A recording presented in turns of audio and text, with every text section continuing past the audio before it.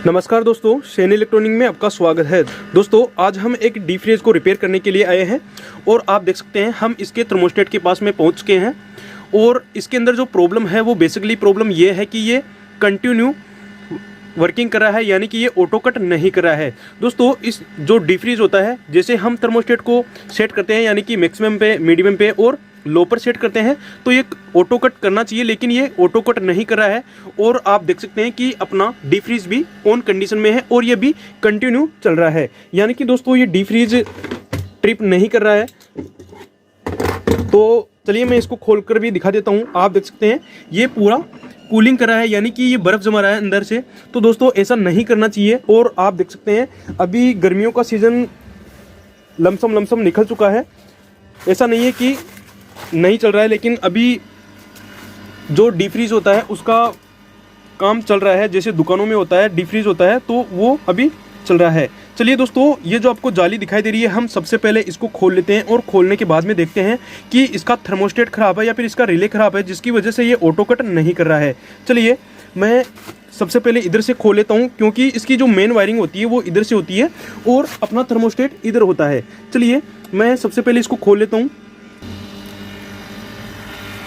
तो दोस्तों आप देख सकते हैं हमने इसके कंप्रेसर साइड से खोल लिया है और आप देख सकते हैं इसका फैन भी ऑन है, यानी कि इसका फैन भी चल रहा है और इसका कंप्रेसर भी ऑन है। तो दोस्तों इस कंडीशन के अंदर इसका या थर्मोस्टेट खराब हो जाता है। चलिए हम इसके थर्मोस्टेट को भी इस साइड से खोल लेते हैं। तो आप देख सकते हैं इसका थर्मोस्टेट यहाँ पे लगा हुआ है और दोस्तों आप देख सकते हैं अगर आप मेन फ्रंट से देखेंगे तो आपको थर्मोस्टेट हमेशा यहाँ पे बाजू में लगा हुआ मिलेगा या फिर साइड में लगा हुआ मिलेगा। चलिए हम इसके थर्मोस्टेट को भी जल्दी से ओपन कर लेते हैं। तो दोस्तों आप देख सकते हैं हमने इसके थर्मोस्टेट को खोल लिया है और आप देख सकते हैं इसका थर्मोस्टेट कुछ इस तरह से लगा हुआ होता है और जो थर्मोस्टेट के ऊपर जो दो थिम्बल लगे हुए होते हैं वो ये होता है और इसके ऊपर रिले से थर्मोस्टेट का कनेक्शन होता है अपने कंप्रेसर तक।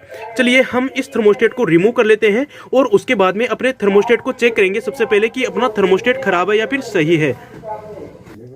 और दोस्तों जो थर्मोस्टेट से बेलो निकली हुई होती है, देखिए ये जो आपको बेलो दिखाई दे रही है, ये बेलो इस तरह से इस पाइप के अंदर लगी हुई होती है। चलिए हम सबसे पहले इस बेलो को बाहर निकाल लेते हैं, या फिर एक काम करते हैं हम सबसे पहले इस थर्मोस्टेट को निकाल लेते हैं ताकि अपने को बेलो को निकालने में कोई दिक्कत नहीं आए।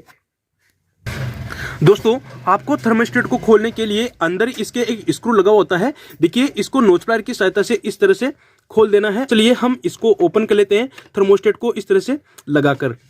तो दोस्तों आप देख सकते हैं हमने थर्मोस्टेट को ओपन कर लिया है और ये जो आपको बेलो दिखाई दे रही है ये एक्चुअली में इसका थर्मोस्टेट सेंसर है।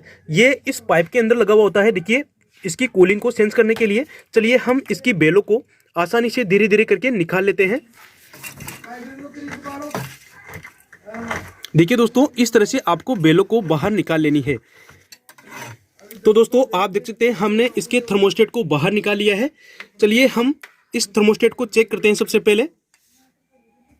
तो दोस्तों आप देख सकते हैं हमने अपने थर्मोस्टेट को बाहर निकाल लिया है और सबसे पहले अपन थर्मोस्टेट को चेक करते हैं क्यों दोस्तों ये कंटिन्यू चल रहा है। तो दोस्तों आप देख सकते हैं अपना थर्मोस्टेट एकदम ओके है, लेकिन दोस्तों ये ऑटो कट नहीं हो रहा है। तो दोस्तों इसके अंदर कोई और समस्या होती है, ऐसा नहीं है कि हर कंडीशन के अंदर आपका थर्मोस्टेट ही खराब हो। तो दोस्तों अब अपनी बारी आती है इसका थर्मोस्टेट लगाना। चलिए हम ये जो आपको पुराना थर्मोस्टेट दिखाई दे रहा है इसको साइड में रख देते हैं और हमने एक सेम वैल्यू का दूसरा थर्मोस्टेट परचेज किया है। देखिए हमने इसको बाहर निकाल लिया है। और दोस्तों जो आपके किसी भी फ्रीज के अंदर जो थर्मोस्टेट लगते हैं वो आपके डीप फ्रीज में नहीं लग सकते हैं, क्योंकि दोस्तों उसके साथ में एक प्रॉब्लम होती है, क्योंकि या तो वो ऑटो कट नहीं करेगा या फिर करेगा तो वो लंबे समय तक ऑटो कट करेगा, यानी कि दोस्तों या तो वो ट्रिप ही नहीं होगा या फिर वो ट्रिप करेगा तो बहुत टाइम लेकर अपना डीप फ्रीज को ऑटो कट करेगा। तो दोस्तों अपने पास में एक दूसरा थर्मोस्टेट है, चलिए हम इसको लगा लेते हैं और इसका मॉडल है VC1। दोस्तों VC1 किसी भी डीप फ्रीज के अंदर लग जाता है, तो हमने वही सेम मॉडल का एक दूसरा थर्मोस्टेट परचेज किया हुआ है, इसका मॉडल नंबर होता है VC1। चलिए हम इसको लगा लेते हैं एक बार। तो दोस्तों आपको दूसरा थर्मोस्टेट लगाने से पहले ये जो आपको बेलो दिखाई दे रही है इस बेलो को इस तरह से ओपन कर लेना है और बहुत ही स्लोली से इसको ओपन करना है। दोस्तों इसके अंदर गैस होती है जो अपने कूलिंग को सेंस करती है। चलिए हम इसको ओपन कर लेते हैं पूरी को। तो दोस्तों आप देख सकते हैं हमने अपनी थर्मोस्टेट की बेलों को बाहर निकाल लिया है। अब सबसे पहले ये जो आपको होल दिखाई दे रहा है, अब दोस्तों अपनी ये जो आपको बेलो दिखाई दे रही है, इस बेलो को इस होल के अंदर डाल देना है।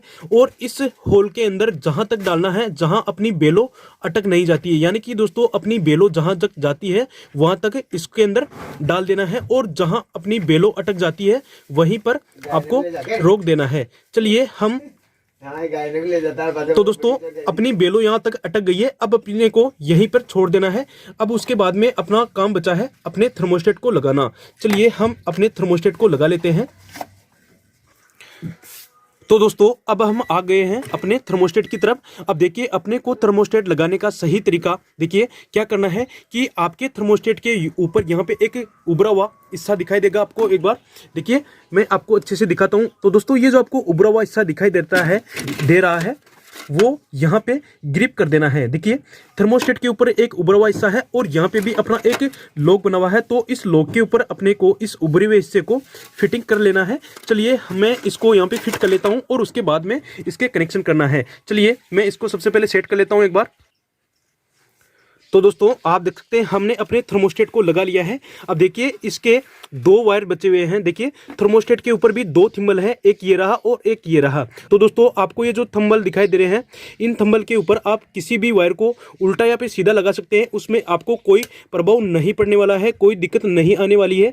चलिए हम दोनों थंबल के ऊपर इस तरह से वायर को लगा देते हैं। तो दोस्तों अपना थर्मोस्टेट लगकर कंप्लीट हो चुका है। अब चलिए इसकी जो मेन वायर है यानी कि न्यूट्रल और फेस की जो मेन वायर है वहां पर अपने को एक बार कंटिन्यूटी देखना है। चलिए मैं मल्टीमीटर को ऑलरेडी ही कंटिन्यूटी रेंज पर सेट किया हुआ हूं। अब अपना इस तरह से कंटिन्यूटी बच जाएगा तो अपना फ्रिज भी एकदम ओके चल जाएगा। चलिए अपना कंटिन्यूटी बज रहा है, इसका मतलब अपना थर्मोस्टेट एकदम लग गया है, एकदम सही से लग गया है। चलिए अब हम इसको लगा सकते हैं। लेकिन दोस्तों इसको चलाने से पहले अपना जो मेन जो फ्रंट का जो कैप है इसको लगा लेते हैं। चलिए हम इसको सेट कर लेते हैं वापस से। तो दोस्तों आप देख सकते हैं अपना सारा काम हो चुका है। चलिए हमने इसको इस साइड से भी लगा दिया है और इसके फ्रंट साइड से भी लगा दिया है। चलिए अब हम डायरेक्ट अपने डीप फ्रीज को प्लग इन करते हैं और फिर चलाकर देखते हैं।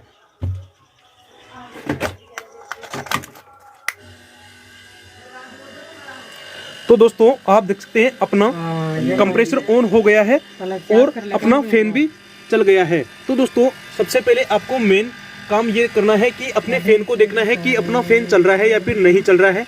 दोस्तों ये भी इसके अंदर एक कारण होता है, अगर आपका फैन रुक जाता है तो आपका थर्मोस्टेट काम नहीं करता है। तो दोस्तों आपका थर्मोस्टेट भी सही लगा है और आपका फैन भी चल रहा है। चलिए हम इसका कट ऑफ देखते हैं एक बार कितनी देर में ये कट ऑफ होता है।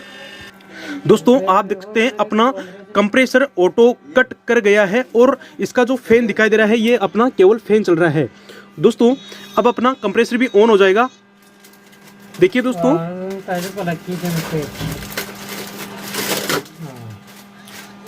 अपने डीप फ्रीज ने कट ऑफ कर लिया है। अब अपना जो डीप फ्रीज का कंप्रेसर है वो ऑटोमेटिक ऑन हो जाएगा। तो दोस्तों आप देख सकते हैं अपना कंप्रेसर ऑटोमेटिक कट ऑफ कर गया है और ऑटोमेटिक चल भी गया है। तो दोस्तों ये प्रॉब्लम आपकी पूरी तरह से क्लियर हो चुकी है। दोस्तों आपके डीप फ्रीज के अंदर भी इस तरह से कट ऑफ नहीं करता है तो आप अपने थर्मोस्टेट को चेंज कर ले या फिर जो आप थर्मोस्टेट लगाते हैं वो सेम उसी वैल्यू का लगाए जो पुराने डीप फ्रीज के अंदर लगा हुआ होता है। अगर फिर भी नहीं होता है तो आपकी बेलों को देख लेना है एक बार, जो अपने नीचे बेलो लगी हुई थी उस बेलों को देख लेना है और उसके बाद में आपकी रिले को और OLP को देख लेना है। तो दोस्तों इस तरह से आप अपने डीप फ्रीज को ठीक कर सकते हैं। दोस्तों अगर आपको मेरी जानकारी अच्छी लगी हो तो प्लीज़ वीडियो को लाइक कर देना, कमेंट कर देना और अपने दोस्तों तक शेयर कर देना। धन्यवाद।